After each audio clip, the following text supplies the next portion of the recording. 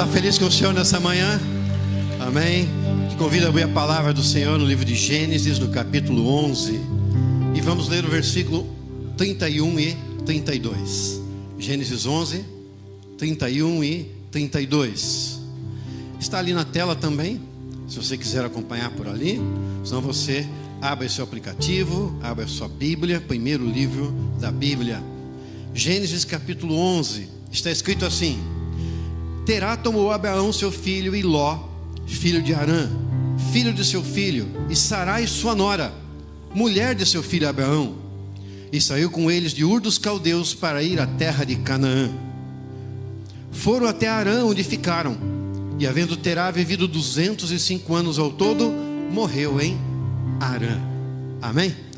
Fale para você mesmo assim: não pare em Harã. Pode sentar.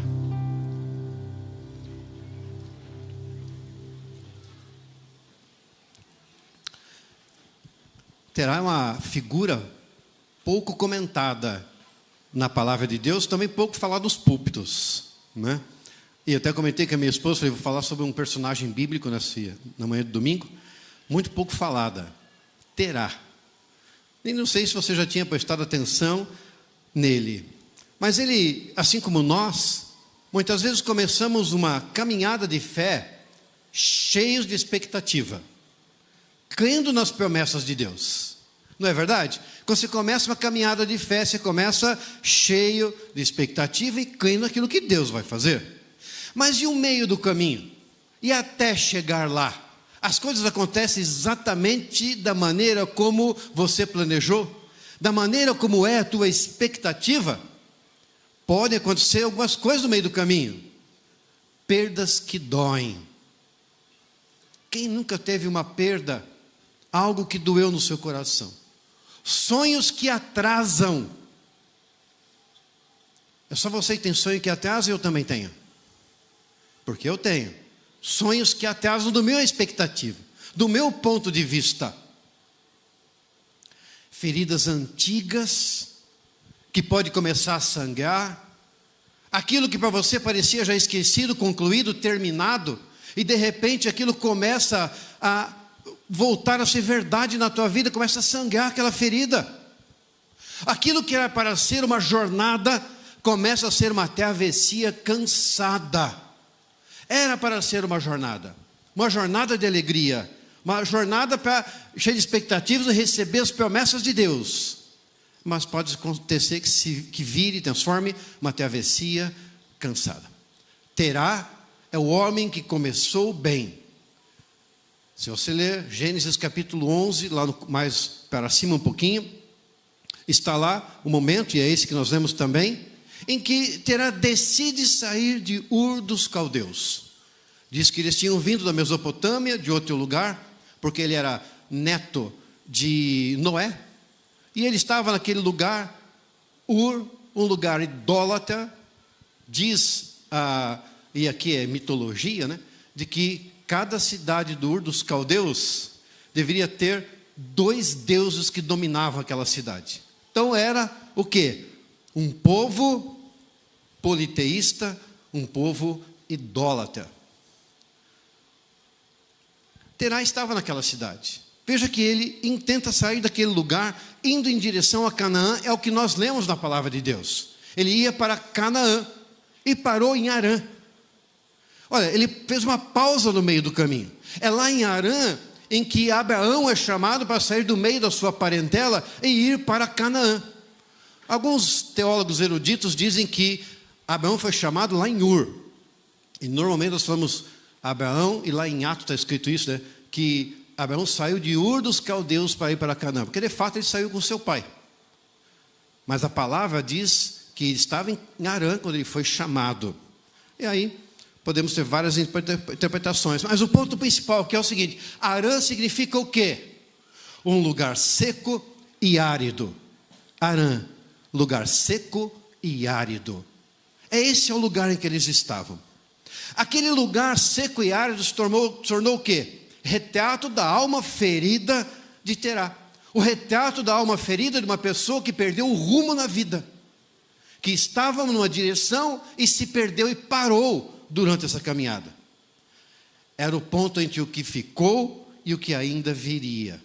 O meio do caminho entre a dor e a promessa. Parou ali. Quantas pessoas vivem assim hoje? Não estão em Ur, o lugar da idolatria, mas também não chegaram a Canaã, o lugar da herança. Estão no meio do caminho. Quantos de nós estamos no meio do caminho, daquele lugar em que estávamos no passado, aquela Ur dos caldeus, idólatra, terrível, para chegar no lugar que é a bênção, que é a promessa de Deus, aquela vida abundante que você tem expectativa, que você tem promessa da parte do Senhor. É isso. Mas como Terá, muitas vezes nós também ficamos presos no espaço seco e árido chamado passado. Passado. Terá ficou preso em Harã, e nós podemos ficar presos no passado, que é um lugar seco e árido na nossa vida. Agora, quando olhamos para Jesus, nós vemos que na cruz, Jesus nos chama para continuar. Ele atravessou toda a dor, todo o vale de dor, venceu tudo, para que eu e você não vivêssemos paralisados. A cruz é o ponto onde tudo recomeça. A cruz é o ponto onde tudo tem sentido novamente. E hoje, o Espírito Santo te convida a levantar, olhar, ouvir a sua voz que diz: não pare em Harã, há uma Canaã que te espera. Amém? Então, quando olhamos para Terá, nós percebemos que Harã não foi só um lugar na vida dele, foi uma dor não resolvida, algo não resolvido na sua vida. Ele perdeu um filho, o nome do filho dele era Harã, e ele parou numa terra, e o nome daquela terra era Harã. Queridos, olha que coisa interessante, ele ficou interrompido naquele lugar, porque ele perdeu o seu filho, a sua alma se prendeu a um passado de dor, de perda, daquilo que não vem da parte de Deus para a vida dele, viver naquela ferida. Aquela caminhada para Canaã não foi interrompida por falta de força nas pernas. Tinha força nas pernas. O que não tinha era cura no coração. Era isso que lhe faltava, cura no coração. E às vezes você tem força nas pernas, física, mas a tua emoção, o teu coração não está acompanhado, não está em linha com aquilo que você deseja, naquilo que Deus tem pedido para você. Você precisa alinhar a tua emoção, teu espírito e emoção com o teu físico para poder continuar caminhando. Da mesma maneira, nós paramos algumas vezes também por algumas coisas que podem acontecer na nossa vida, e não é porque nós desistimos de Deus, não. Não é porque a gente não acredita mais em Deus, não. Mas é porque dentro de nós alguma coisa quebrou. Quebrou alguma coisa. Sabe quando alguma pessoa diz para você algo e quebra? Sabe quando algum acontecimento ocorre e isso quebra? Muitas vezes quebra algo dentro de nós. E nós paramos. Pode ser uma perda, pode ser uma decepção, pode ser uma palavra dura de alguém que você ama, ou de alguém que você não esperava. Pode ser um luto que nunca terminou. Interessante que Jesus não nos repreende por pararmos. Graças a Deus. Cantamos que Ele é fiel em todo tempo, que Ele é bondoso, né? Com a sua bondade. E realmente Ele é bondoso. Porque Ele não nos repreende por parar em lugar algum. Mas Ele nos toma pela mão e nos conduz de volta ao caminho certo. Ao caminho que Ele deseja para nós. O caminho que Ele deseja para mim e para você. Ele nos conduz.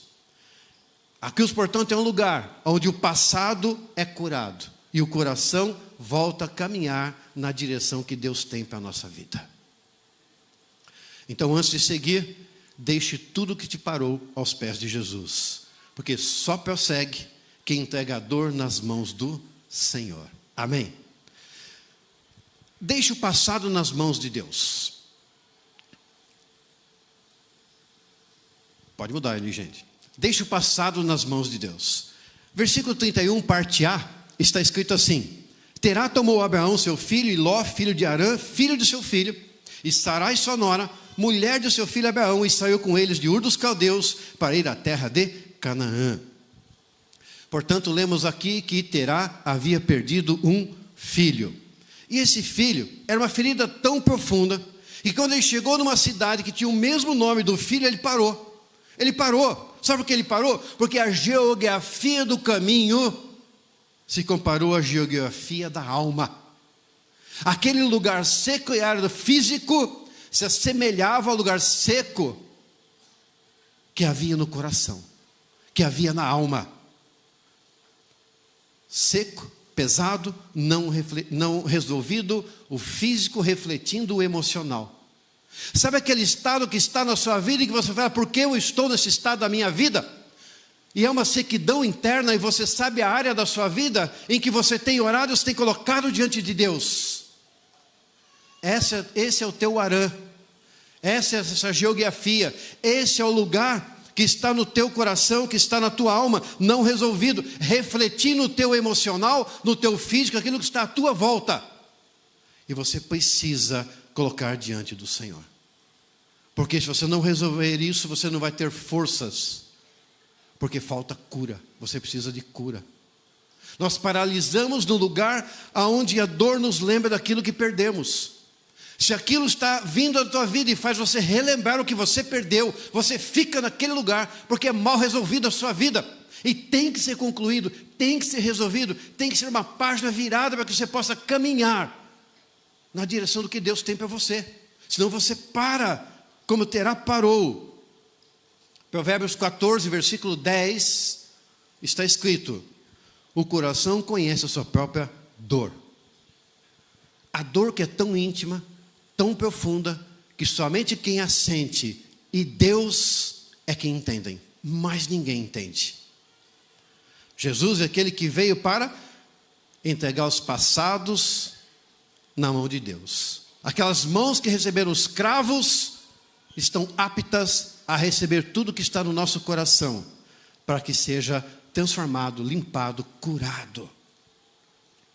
José é um espelho desse milagre. Por quê? Lembra de José lá no Egito? Ter ido, vendido, esquecido, machucado. Ele tinha muitas razões para parar, mas não parou. Ele podia fazer como Terá fez, ele podia parar lá no Egito e ficar naquela prisão, ficar em algum lugar. Podia ter se corrompido e estava fácil se corromper, tinha tudo na mão, riqueza, tudo, poder, autoridade. Mas ele não parou. Ele prosseguiu. Porque quando Deus cura o coração, a história muda. O coração dele foi mudado, a história foi mudada. É por isso que José chamou seu filho Manassés. Gênesis 41, 51. Deus me fez esquecer de todo o meu trabalho e de toda a casa do meu pai. Isso não quer dizer amnésia espiritual. Amnésia espiritual. Mas quer dizer restauração emocional. Ele está dizendo, aquela dor não me consome. Aquela dor não muda aquele que eu sou e as promessas de Deus na minha vida. Eu entendo, eu compreendo, mas eu não paro nessa parte da minha história. Eu prossigo. Sabe por quê? Porque quando Deus toca naquela ferida, não é mais ferida, passa a ser uma cicatriz. Porque é diferente ferida e cicatriz. Pergunte a um médico. Pesquise, a ferida ela está aberta. Se você bater de novo, sangra. Sabe quando você faz um machucadinho? Tá aquela casquinha, né? E você vai, se eu arrancar a casquinha, acho que já dá. E não dá, né? E aquele que é mais ansioso, porque vai arrancar a casquinha, arranca ela e começa a sair sangue. É ferida. Agora, eu tenho várias cicatrizes na minha mão, no meu braço, vários lugares do corpo. Fiz algumas artes, né? E essas cicatrizes, elas não sangram mais. Elas não têm mais problema. Então Jesus, quando toca, ele transforma a ferida em cicatriz. É uma marca de sobrevivência. Não é mais uma limitação. Tem gente que tem aquela ferida aberta, é uma limitação para caminhar. Quando Jesus toca e transforma numa cicatriz, ela já não é mais isso. É uma marca da sobrevivência. Quem é que tem marcas de sobrevivência? Perna quebrada, braço quebrado, cicatriz disso que aconteceu, de outra coisa? Tem ou não tem? Eu tenho 2 arranhões grandes no meu braço e tomar até uma vacina antitetânica, porque eu tive a brilhante ideia de pegar um gato estranho que estava no jardim e retirar, e peguei ele assim. É claro que ele mordeu meu braço, arranhou meu braço, E eu tive que ir correndo para o médico. Isso é uma limitação para mim? Não. Isso é uma marca de que eu sobrevivi ao gato. E agora eu tenho uma história para contar. Tá certo? Mas essa ferida que se transformou numa cicatriz é uma memória da graça de Deus. E eu tenho outras marcas que são para mim graça de Deus. Não é trauma na minha vida, é graça de Deus. Eu tenho plena certeza que você tem também isso na sua vida. Você não foi chamado para viver de lembranças, mas de promessas. Amém? Quem foi chamado para viver de promessa? Então você tem que colocar as lembranças negativas aos pés de Jesus. Segundo, pare de olhar o problema e olhe para o Redentor. Versículo 31, parte B, diz assim: foram até Harã, onde ficaram. Olha que interessante, Terá começou bem, mas não terminou. A caminhada dele foi interrompida pelas circunstâncias da vida, mas não pelo foco. As circunstâncias tirou ele do foco. Olha que coisa interessante, ele fixou o olhar naquilo que ele perdeu, e não naquilo que ele poderia receber. Foco no que perdeu, e não foco naquilo que estava esperando ele como benção. Quando ele olhou para trás, ele paralisou. Como Pedro, quando olhou para as ondas, afundou naquelas águas. Quando nós colocamos o foco naquilo que é o problema, naquilo que é o nosso medo, nós não caminhamos. Enquanto Terá olhou para o que perdeu, José olhou para o que Deus estava fazendo.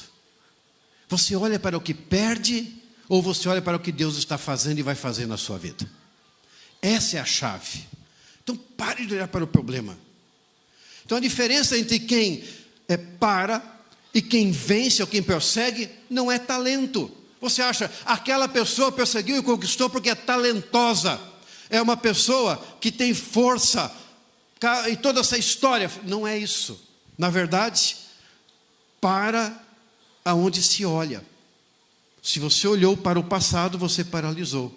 Se você olhou para a frente, você caminhou. O teu foco é que vai dizer, não é o talento, é o teu foco, para onde você olha. Porque quem olha para a dor, repete o ciclo. Quem olha para Jesus, rompe o ciclo. Amém? Fala assim, quem olha para Jesus, rompe o ciclo. Porque é o seguinte, né? Tem pessoas que olham para si mesmo e falam, por que é que isso aconteceu comigo, pastor? Por que é que isso aconteceu comigo? Fala com seu cônjuge, né? Fala com seus parentes e vive uma vida perguntando, por que é que isso aconteceu comigo? Mas aqui os faz uma pergunta maior. O que Cristo pode fazer com isso agora? O que é que Cristo pode fazer com isso agora? Qual é a finalidade disso, o propósito? É totalmente diferente. Porque Jesus ele não veio para curar ou explicar, melhor, explicar todas as feridas. Ele veio para nos redimir das feridas, e não para explicar. Eu tenho muitas perguntas para Jesus ao chegar no céu, só, Jesus, por que isso, por que aquilo? Eu não compreendo, eu não sei.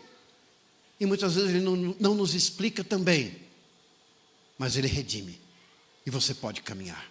Você pode colocar o foco nas promessas dele para a tua vida. Se Jesus na cruz mudou toda a história da humanidade, será que ele pode fazer diferença na sua história? Sim ou não? Sim, ele pode. Porque o passado prende, mas Jesus nos liberta. Amém? Josué, aquele que foi o sucessor de Moisés, olha o que ele escutou. Está escrito no livro de Josué: sê forte e corajoso, não te desanimes, porque o Senhor teu Deus é contigo. Josué 1:9.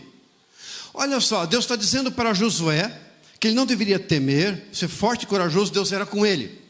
Eu pergunto, se Josué coloca o foco em 40 anos de deserto, se Josué coloca o foco naquelas coisas que aconteceram com aquele povo, ele entraria na terra prometida? Não. Não entraria. Porque ele tinha muitas coisas que ele poderia temer. O que ele poderia temer? Uma decisão errada. Veja que Josué teve uma decisão certa no dia que eles foram espiar a terra, e eles voltam. E quando eles chegam diante de Moisés pergunta como é a terra, ele fala. 10 espias estão decepcionados, olhando com foco naquele baita problema que são os gigantes, as terras fortalecidas. Mas quando pergunta para Josué, ele fala: a terra é maravilhosa, sim, tem cidades fortificadas, tem gigantes, mas Deus é conosco. Amém? Deus é conosco. Quando ele está dizendo isso, ele está dizendo: o meu foco não está aqui nesse baita problema, não está aqui nessas situações, está aqui onde Deus me colocou a promessa, dizendo: eu vou entrar na terra prometida, e Ele vai derrubar todos os gigantes, em nome de Jesus. É isso. Então Josué tinha coisas a temer, sim. Quando Deus fala com ele, está dizendo: Josué, olha para frente, olha para frente. Quando Deus te dá uma palavra, e é uma palavra que vem de encontro àquilo que é a tua fraqueza, te dando ânimo, Ele está dizendo: olha para frente, põe foco naquilo que eu estou te mostrando, põe foco na vitória, porque eu sou contigo. Amém? Paulo é um que entendeu isso também. Filipenses 3, 13 e 14 está escrito: esquecendo-me das coisas para trás ficam, prossigo para o alvo. Vocês conhecem essa palavra? Esquecendo-me das coisas para trás fico. O que podia assolar a mente de Paulo? Vocês imaginam? Paulo estava presente, Atos capítulo 6, se não me engano, está escrito lá a respeito de quando o primeiro pessoa é mártir da igreja. Quando ele está ali, aquela pessoa ela é morta. Quem é que estava dando autorização para aquilo acontecer? Diz a palavra de Deus que era Paulo. Que os vestidos de Estevão foram colocados aos pés de Paulo. O que ele podia assolar a mente dele? Eu consenti na morte de um homem de Deus. Imagina, consentir na morte de alguém é uma coisa, consentir na morte de um homem de Deus é outra coisa bem diferente. Podia assolar a cabeça de Paulo? Poderia. Poderia assolar a cabeça dele algo dizendo que ele foi lá aos principais sacerdotes, pegou uma carta dizendo: pode ir matar judeu, vai, cristão, vai. E ele foi com uma carta para matar gente. Você sair com uma carta com autorização para matar gente, assolaria a tua mente? Com certeza, podia assolar a mente de Paulo, porque ele de fato fez isso. Mas ele diz: esquecendo-me das coisas para trás ficam, prossigo para o alvo, ao prêmio da soberana vocação em Cristo Jesus. Foco. Grande parte do Novo Testamento é escrito por Paulo. Grandes ensinos escritos por Paulo, porque ele teve foco na promessa de Deus.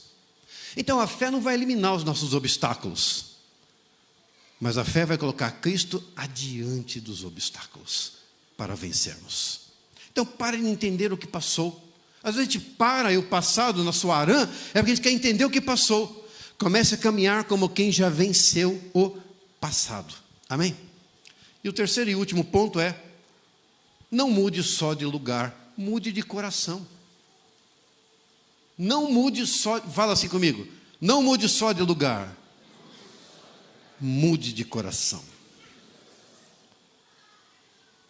Versículo 32 está escrito: e havendo Terá vivido 205 anos, ao todo morreu em Harã. Terá saiu de Ur, mas Ur não saiu de Terá. Olha que coisa interessante. Terá saiu de Ur, mas Ur não saiu do coração dele. Ele deixou a cidade, não deixou a dor. Olha que coisa. Mudou o endereço, não mudou a alma. Não mudou as emoções. Mudou o caminho, não mudou o coração. E isso é mais comum do que a gente possa imaginar. Quantas pessoas existem hoje que mudam o endereço, muda de ciclo de amizades, muda de rotina, muda de igreja, muda de relacionamento e leva o coração ferido junto. E o coração ferido junto significa que o mesmo medo não dito, a mesma mágoa não tratada será levada para a nova situação. Porque o que tem que ser tratado é o nosso coração, ele é que deve ser mudado. Então Jesus não nos convida apenas para sair de um lugar, Ele nos convida a nascer de novo, Ele nos convida a mudar a nossa mente. Romanos 12:2 está escrito como? Transformai-vos pela renovação da vossa mente. Então não é apenas tocar o ambiente, é permitir que Deus ou Jesus toque a narrativa interna. Você tem uma narrativa interna? Eu não sou nada, eu não conquistarei, eu não posso, aquela dor me paralisou, eu não consigo vencer aquela situação, eu não consigo ter sucesso no meu relacionamento, no meu trabalho, nas minhas finanças, na área espiritual. Qual é a tua narrativa interna? Jesus, ele veio para mudar essa narrativa, porque o mesmo Deus que tirou Israel do Egito, queria tirar o Egito de dentro do coração de Israel. E tudo isso ele fez naqueles 40 anos, era tirar o Egito do coração deles, porque ele queria não somente tirar fisicamente, mas também emocionalmente. E se Jesus já te tirou de um lugar que era de dor, se Jesus já te tirou de um lugar de uma vida que não era boa, ou que tinha várias dificuldades, e te colocou em direção a Canaã, ele quer mudar teu coração, porque ele não faz coisas pela metade. Ele quer você completamente na presença dele. Não é só tocar o ambiente, porque não adianta estar na terra da promessa com a alma presa ao passado. Imagina que terrível. E tem pessoas que conquistam muitas coisas na vida, e quando conquistam todas aquelas coisas na vida, olham para a sua própria alma e veem que a sua alma ainda está enferma. E isso não é vantagem nenhuma para essa pessoa. Agora, com a sua alma sarada, você pode ter tudo que seja físico, espiritual, emocional, todas as coisas, e te será bom, te será agradável. Significa mudar a identidade. Eliseu, quando estava lá naquele momento em que ele recebeu, no Jordão, em que ele recebeu o manto de Elias, ele não recebeu apenas uma função de profeta. Não foi só uma função de profeta que ele recebeu ali, recebendo a capa. Ele recebeu uma identidade nova, uma nova identidade. Imagina, você recebe algo, você recebe identidade, você tem que caminhar conforme a tua identidade nova. Tinha que assumir o coração de um homem transformado, de um homem agora que era um profeta de Deus, de um homem agora que podia fazer o dobro daquilo que Elias havia feito, porque era a palavra que ele havia pedido, era o sinal que ele tinha pedido. Ele não poderia fazer o mínimo ou menos do que chegar na beira do Rio Jordão, pegar aquela capa e tocar, e da onde Elias parou, ele começa. Elias parou abrindo as águas do Rio Jordão com a capa. Ele começa o ministério abrindo as águas do Rio Jordão com a capa, dizendo: eu estou continuando, a minha identidade é de profeta cheio da unção e do poder de Deus, e eu vou fazer aquilo que Deus tem para mim. Qual é a tua identidade? O que é que tem que ser transformado no seu coração, para você parar de olhar para Ur, parar de olhar pela perda de Arã, e caminhar na direção da terra prometida, Canaã, as bênçãos que Deus tem para a sua vida. Então a cruz não muda somente o nosso destino, muda a nossa natureza. Muda a natureza. O primeiro milagre que Jesus fez, ele mudou, foi totalmente diferente de todos os milagres que ele fez. Não sei se você já avaliou isso. Qual foi o primeiro milagre de Jesus? Nas bodas de Caná da Galileia, transformou água em vinho. Todos os outros milagres de Jesus não tiveram a mesma natureza. Todos os outros. Ele ressuscitou Lázaro, mudou a natureza de Lázaro? Não. Ele curou a mulher que tinha um fluxo de sangue, mudou a mulher? Não, só sarou a mulher. Ressuscitou aquela filha do centurião, mudou alguma coisa? Não. Agora, quando você pega água e transforma em vinho, o que você está dizendo? Mudou a natureza. A água é uma coisa, vinho é outra coisa. Quando Jesus está presente, ele muda a natureza. Ele muda quem você é para aquilo que ele deseja que você seja. Ele muda e toca na tua identidade. Jesus não vai mudar o cenário da sua vida antes de transformar o teu coração. Amém? O cenário da sua vida vai mudar no momento de você colocar o teu coração diante dele, para que ele possa curar a tua alma. Quem deixa Jesus entrar, deixa o passado sair. Diga comigo assim: quem deixa Jesus entrar, deixa o passado sair. Amém? Enquanto o grupo de louvor vem já à frente, se posiciona, eu quero te convidar a ficar em pé.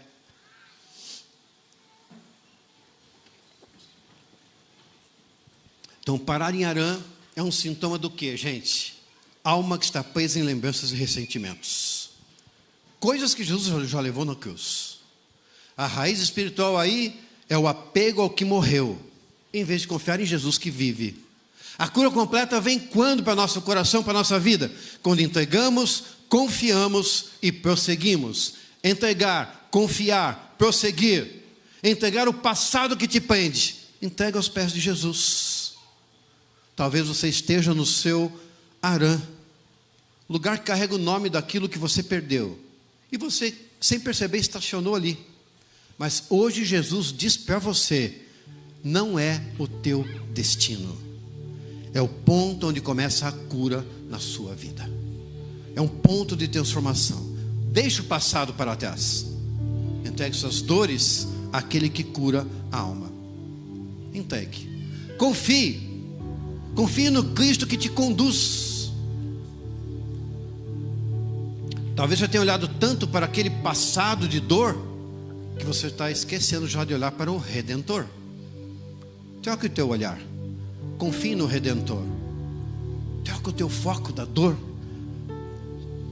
para Jesus. Porque quando você põe o teu foco na dor, o teu norte mudou. O teu norte é a dor. Já pensou nisso? O norte é o lugar que você vai. Se você olha para a dor, o teu norte é dor. Se você olha para o Redentor, o teu norte é Cristo, é as bênçãos do Senhor. Mude a direção para onde você olha. Confia em Cristo Jesus, porque hoje Ele te convida a levantar os olhos e ver as bênçãos que Ele tem para você. Talvez você tenha tropeçado na vida, parado, perdido tempo, tomado decisões erradas, mas Deus ainda tem Canaã para você. Não passou o teu tempo e nem terminou, porque Ele tem uma promessa para a sua vida, e essa promessa está de pé, está valendo, porque quando Ele fala, Ele cumpre. Quando Ele promete, Ele cumpre. Quando está escrita a palavra dEle, se tornará realidade no tempo dEle. O Redentor te chama pelo nome. Aleluia. Ele sabe o teu nome e te chama pelo nome. Ele te quer. E quer você no caminho dEle. E prossiga em fé até Canaã. Tem gente querendo construir uma vida nova com um coração velho. Não dá para construir vida nova com um coração velho. Troca o cenário, carrega o mesmo peso. A vida muda por fora, mas lá dentro está tudo igual. Mas hoje o Espírito Santo te convida para algo mais profundo. Não apenas seguir caminhando, mas ser transformado, transformada. Ser curado, ser curada. Não apenas mudar de lugar, mudar de identidade. Tirar aquilo que te segura, que te carrega, que te prende na terra que é árida. Ele quer renovar a sua mente, curar a sua alma e despertar o propósito dele na sua vida que está adormecido. Canaã não é apenas um lugar, é um estado da alma restaurada daquele que crê em Cristo Jesus. Amém? E quando nós cantamos aqui, se você tem sentido uma Harã na sua vida, uma terra seca, árida, se você entende que essa palavra fez sentido para você, eu queria te convidar a vir aqui à frente. Eu quero orar pela sua vida. Porque não seja como Terá, o homem do quase. Terá é o homem do quase. Quase chegou, quase esteve lá e não alcançou. Não seja a pessoa do quase, seja a pessoa do plenamente em Cristo Jesus. Vamos cantar?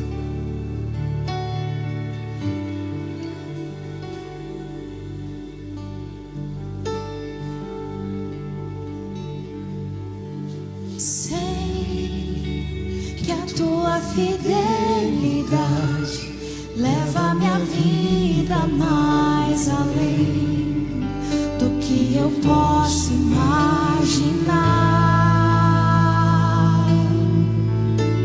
Sei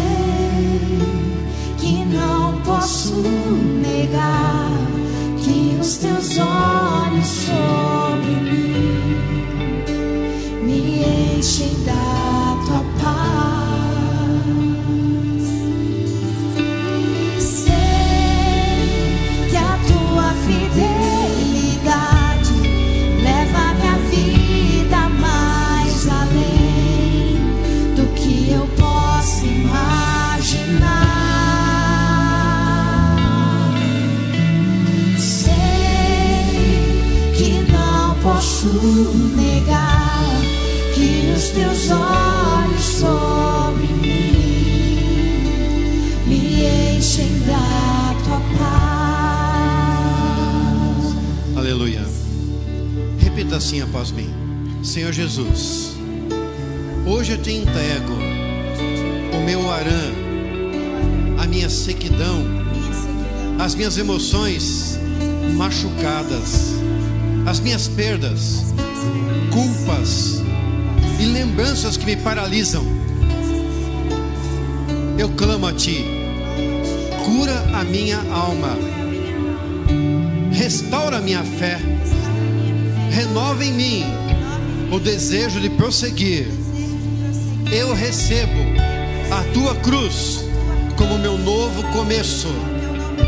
Em Teu nome eu decido avançar até Canaã, o lugar da promessa. Santo Espírito, sopra em mim um novo fôlego para caminhar com a minha alma, o meu espírito e o meu corpo alinhados na Tua direção, em nome do Senhor Jesus. Senhor, nós declaramos aqui, ó Pai, que está o Teu povo clamando, ó Pai, pela mudança nos seus corações, Jesus. Ó Pai, muitas vezes essas dores, ó Pai, nos paralisam, nos prendem, ó Deus, e evitam que possamos caminhar. E as emoções são fortes no nosso coração, no coração humano. E o Senhor enviou Jesus, que chegou, ó Pai, a suar gotas de sangue, porque para Ele aquela emoção era fortíssima. Então Ele compreende as emoções humanas. E nós queremos pedir: Senhor Jesus, tem compaixão e misericórdia do Teu povo que coloca as suas emoções no Teu altar e na Tua presença, para que sejam curados agora. Que este dia, que este momento seja, Pai, um marco de cura, transformação, libertação. Que seja deixado para trás agora as dores, Jesus.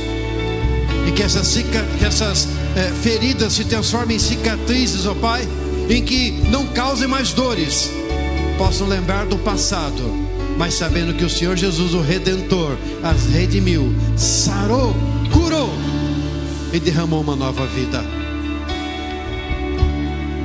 Senhor, nós sabemos, ó Pai, que o lugar que esse Teu povo parou não os define, Jesus, porque o Senhor nos chama para prosseguir. O Senhor nos chama pela mão, cura aquilo que doeu, aquilo, ó Pai, que machucou, e conduz em graça, porque cada um deles pertence a Ti. O Senhor sabe o nome deles e anseia para que voltem a caminhar na direção da Tua promessa, na direção do futuro que o Senhor sonhou para cada um deles. Por isso, ó Pai, transforma agora a identidade, uma nova identidade de homem, mulher, jovem, criança, filho e filha do Senhor, que foi resgatado pelo sangue de Jesus e tem agora uma nova vida, uma vida santa, próspera em tudo aquilo que colocarem as suas mãos. Pois nós oramos no nome do Deus Todo-Poderoso, Cristo Jesus, nosso Senhor, Salvador e Redentor, para a Tua glória. Amém. Amém. Diga assim comigo, todos vocês: eu não vou parar em Harã. Jesus me chama para prosseguir. Amém? Caminhe. A promessa está esperando vocês. Amém. Pode voltar ao seu lugar.